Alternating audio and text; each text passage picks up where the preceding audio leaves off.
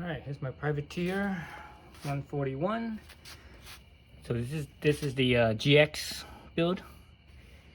GX with the Fox X, was it X? Fox Float X in the rear and a Pike in the front.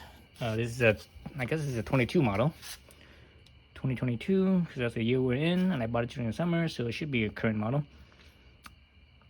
Anyways, so this bike came with a pretty much the setup, and I did a few things to the suspension, just basic suspension tuning, and obviously got different tires. Yellow Maxxis means it's aftermarket, not OEM. The white label Maxxis is OEM. Did a few things, so I've been riding it, and the thing with this bike is that it pedals surprisingly well. Not quite as well as my YT Itzel. As far as climbing goes, it's not quite as good, I don't think. But I'm still messing around with it. When I first got my YT, it wasn't a very good climber either. And the reason why the YT wasn't a very good climber, it wasn't actually the bike itself, but it was the free hub body. On the YT, it comes with the DT Swiss. I think it was what were they called? M1900, I believe they were. So anyways, the free hub body, I think it was only a 18 tooth, if I can remember correctly, 3 paw, and the point of engagement was horrible. I mean, it was horrible. I could not, smooth non-technical is fine, but when it was technical, I could not climb technical stuff. I just kept on getting hung up because the rotation of the crank here, it was just, the engagement point was the angle was just too far. From wherever you're at to the next point of engagement, that angle was just way too far apart. I couldn't, I couldn't do technical climbs with it. so I upgraded the hub body, and after that, boy, it was great. So I did that, and I also on the YT, it came with 175 crank arm for a size medium. So I put on 170, and I put on a oval chain ring. I kept it as 32. So after that, the thing climbed really good on my regular climb, my regular technical single track climb that I do. On the days that I felt good, I was able to clear the whole thing without putting a foot down at all. So I know basically with that bike, I know I could climb up that technical my usual ride, climbing up technical. But on this bike, so far that I've had it, I have not been able to climb up that same ride without putting my foot down. At the very minimum, I probably put my foot down probably like maybe 2 or 3 times. No better than 2 for sure. So I've, no matter, even doesn't matter if I feel good or not, I still have to put my foot down. When I don't feel good, I probably have to put my foot down like maybe half a dozen times. When I do feel good, it's like 2 or 3 times. And I'm not able to climb some of those really technical sections. And on this one, I also upgraded, or I shouldn't say upgrade. I should say I changed the the chain ring to an oval chain ring. So this one comes with I think a 170 crank already, so I didn't have to do that. So I just changed the oval chain ring, and everything else stayed the same. The difference between one of the other things with the YT, besides the hub, the hub free hub body, going from an 18 tooth to a 54 tooth. The YT, it was a Core 2, so the Core 2 came with NX drivetrain. So the NX has a, I think 11 and 50, if I can remember right, 1150.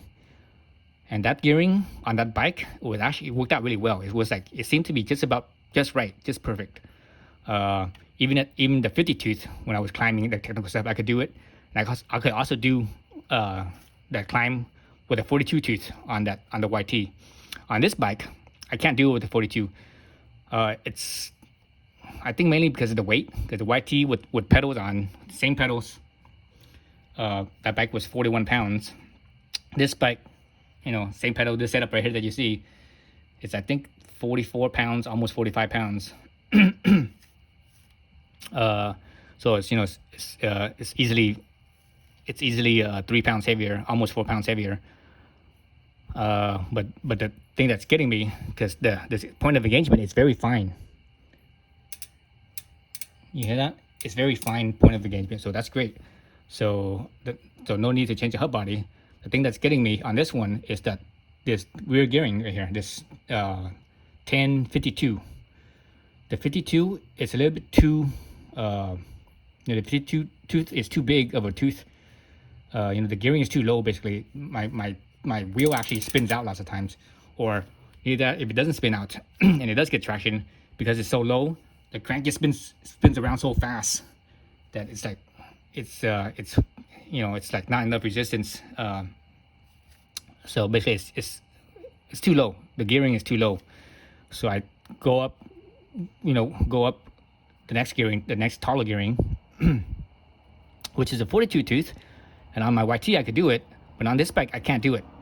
I think the reason why I can't do it on this bike is probably two reasons. One, potentially it could be the suspension, because this one's a little bit more travel, right? So it could be that, but I really don't think it is that. I think the main reason is because this bike is just heavier than my YT. almost 4 pounds heavier. Other thing that I did that's different from this bike and my YT is that the front I'm running the same Recon 2.6 Recons. The rear on this bike I'm running 2.6. So front and rear I'm running the same tires, but on the YT, the front I was running 2.6 Recon and the rear I was running 2.25 Recons.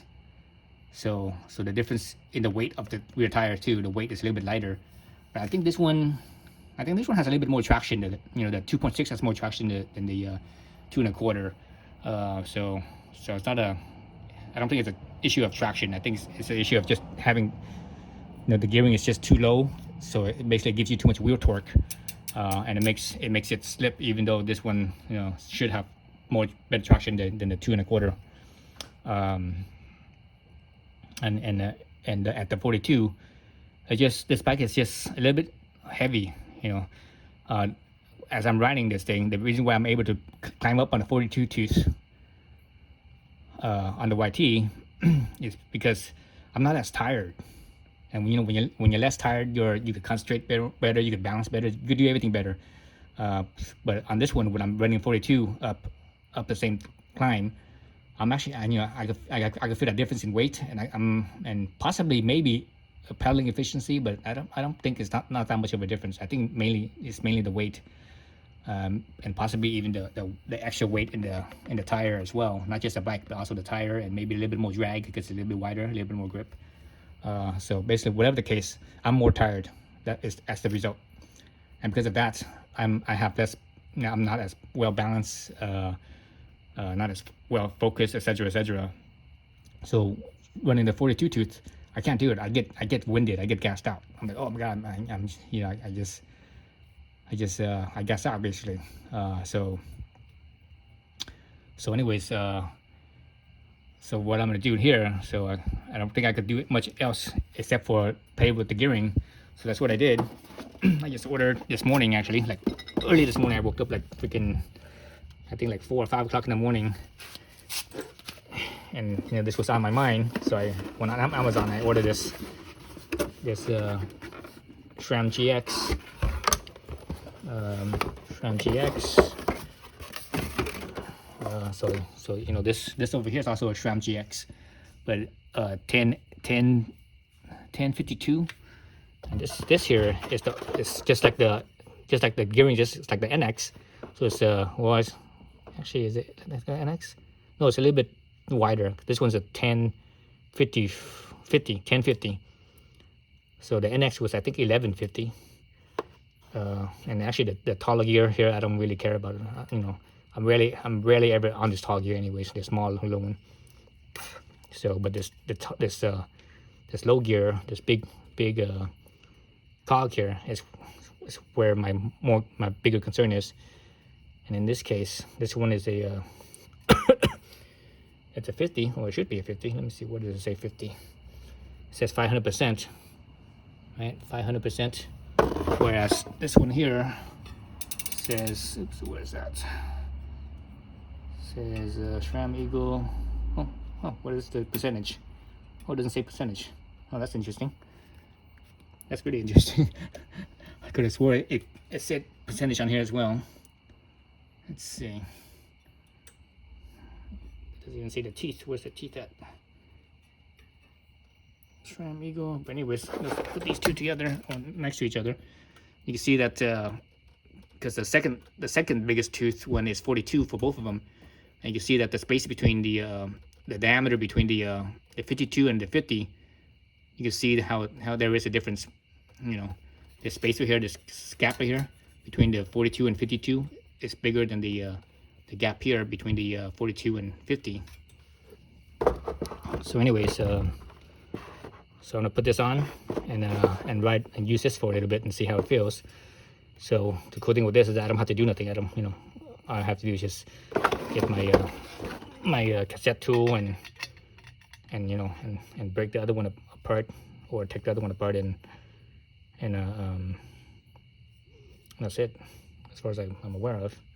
Because this is a SRAM XD drive, hub body drive, so they're all the same for the 12-speed. I wonder why it doesn't say 50 tooth in here. He said I don't see it. Let's see, over here, 1050. So I guess it's probably on the other one, on the back side of the other one too then. So anyways, yeah, so I'm gonna put this on and we'll see how that goes. I know tomorrow when I go on the ride tomorrow, I know right away too, because it's a pretty obvious change between the 50 and 52. But everything else is almost the same. I mean, this one's 42, well, the other one is 42, but I think these other smaller ones are here are slightly different.